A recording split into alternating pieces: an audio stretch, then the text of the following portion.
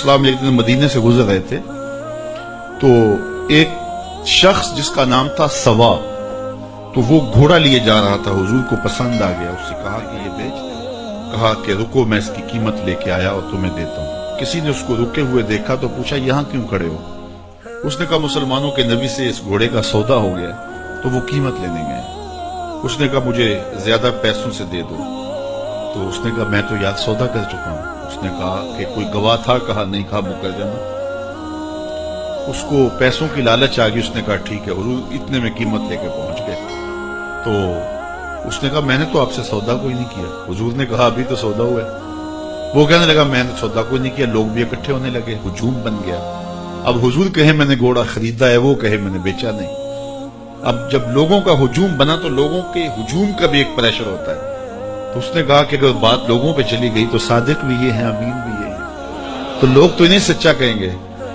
اس نے کہا اچھا مجھے یہ بتائیں کہ جب دو آدمیوں کے مابین یوں نزاع بن جائے تو اس میں تصفیہ کی صورت کیا ہوتی ہے آپ کی شریعت میں؟ تو حضور نے فرمایا میری شریعت تو کہتی ہے کہ جو مدعی ہے وہ گواہ لائے، والیمین علی من انکر، جو انکار کرتا ہے وہ قسم دے دے۔ اس نے کہا پھر ٹھیک ہے، آپ کا دعویٰ ہے کہ آپ نے گھوڑا خریدا ہے تو پھر آپ گواہ دیں، اور اگر آپ کے پاس گواہ نہیں ہے تو پھر میں قسم دے دیتا ہوں۔ جھوٹ اس نے پہلے بول لیا تھا، قسم دینا اس کے لیے مشکل نہیں تھا، اور اس کو یہ بھی پتا تھا گواہ کوئی نہیں۔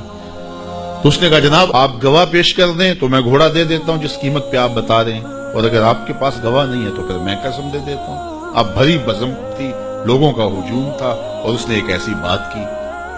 قبل اس سے کہ کچھ دیر گزرتی، حضرت حذیفہ بن یمان الانصاری رضی اللہ تعالیٰ عنہ آگے بڑھے اور کہا کہ گواہی مانگتا ہے؟ اس نے کہا جی میں گواہی مانگتا ہوں۔ تو کہا میں گواہی دیتا ہوں، جتنے میں حضور نے بتایا اتنے میں سودا ہوا ہے اور حضور نے گھوڑا خریدا ہے۔ اس نے کہا جی ٹھیک ہے، میرا مطالبہ پورا ہو گیا، گواہی چاہیے تھی، درکار تھی، گواہی مل گئی۔ تو اس نے گھوڑا دے دیا اور قیمت اس نے لے لی۔ قیمت اس نے اپنی مرضی کی گھوڑے کے مطابق ہی لی تھی، وہ تو زیادہ پیسوں کے لالچ میں مکرا تھا۔